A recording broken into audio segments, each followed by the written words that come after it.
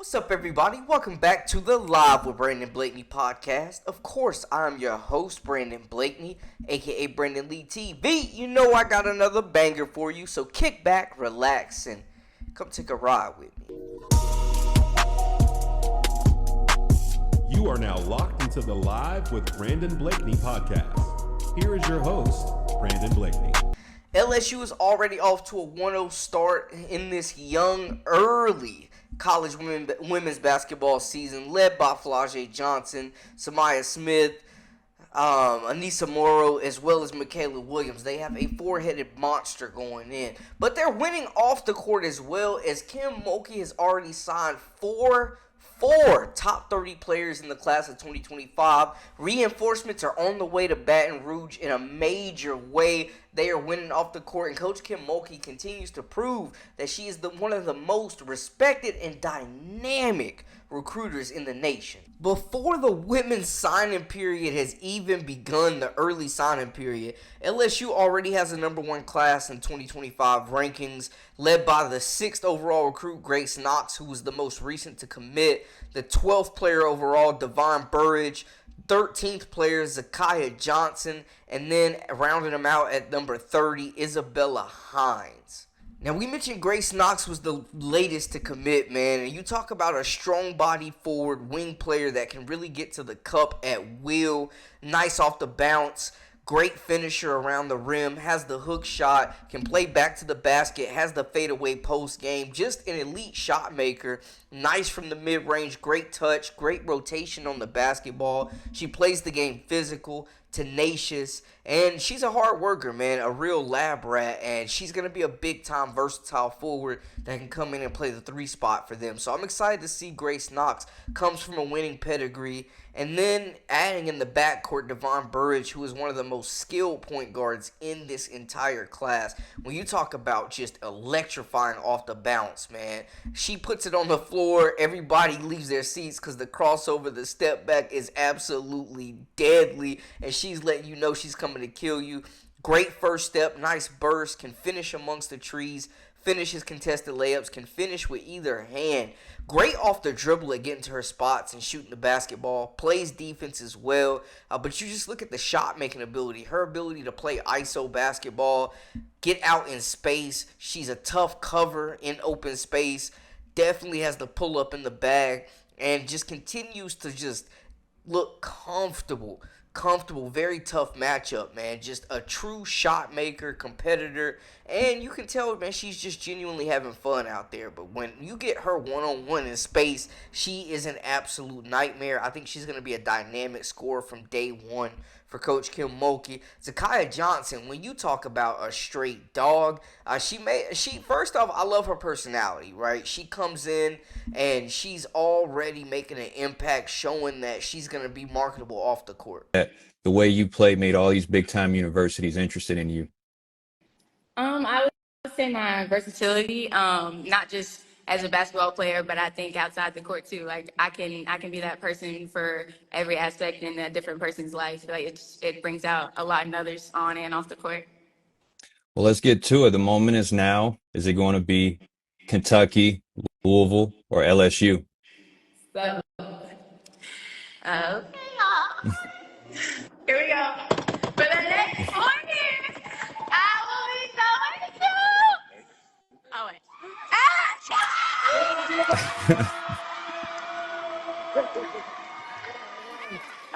Big time.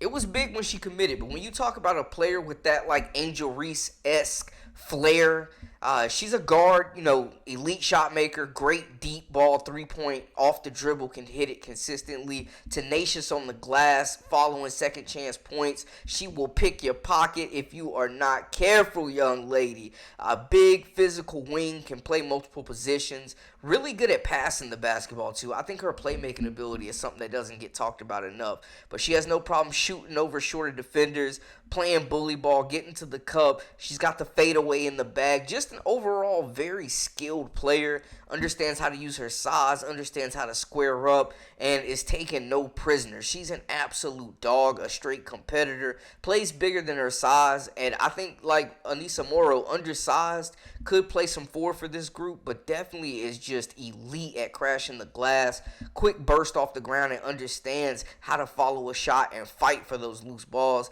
catch and shoot, money. As inside out game, man, she's just tenacious, an elite competitor, won a state championship last year, just a complete dog. She fits that mentality of players that come in for Coach Kim Mulkey and really do very well at LSU, and she definitely looks like a WNBA prospect. Rounding out the group, not last but not least, Isabella Hines, one of the first to sign with this group, ranked in the top 30. When you talk about a guard that has elite shot-making ability and can score from anywhere on the floor, she is it. You see the floater there, great ball skills, ball fake, has the three-pointer in the bag, quick off the dribble, doesn't need much space to get her shot off, man. You give her any breathing room, and she's letting that thing fly from deep. Elite three-point shooter. She's going to come in, space the floor, be able to play either guard spot. Good playmaker, nice in the open floor, can get to her shot, stop and pop.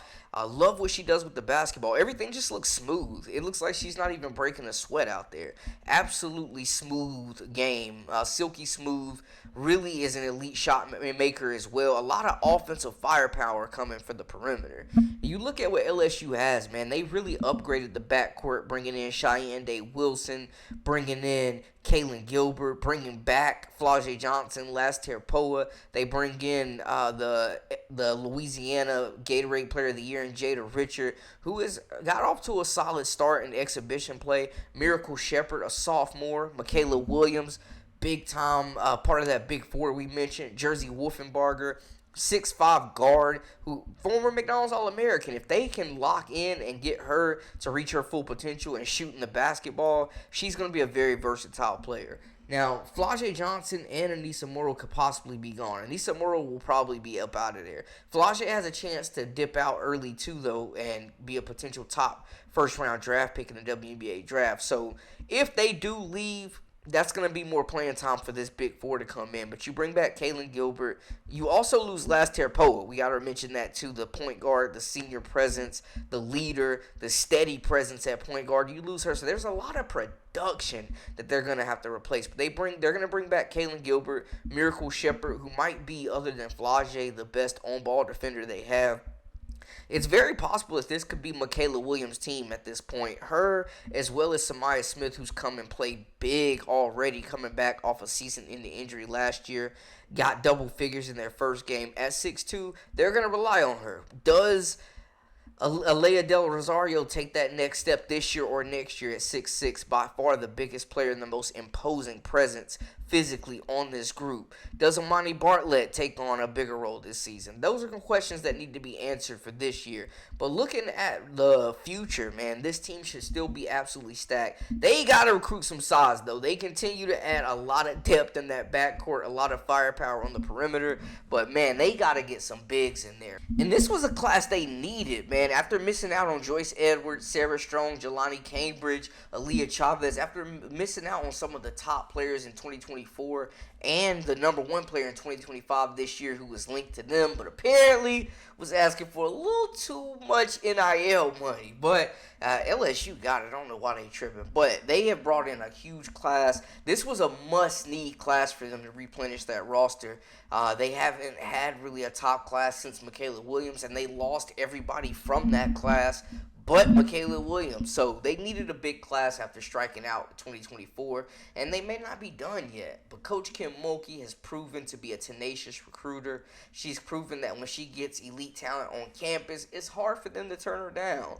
I know she took a lot of flack this past season. They had what we thought was going to be a super team with Anissa Morrow and Haley Van Lith joining the fold. Haley Van Lith is off the greener pastures at TCU playing incredible basketball.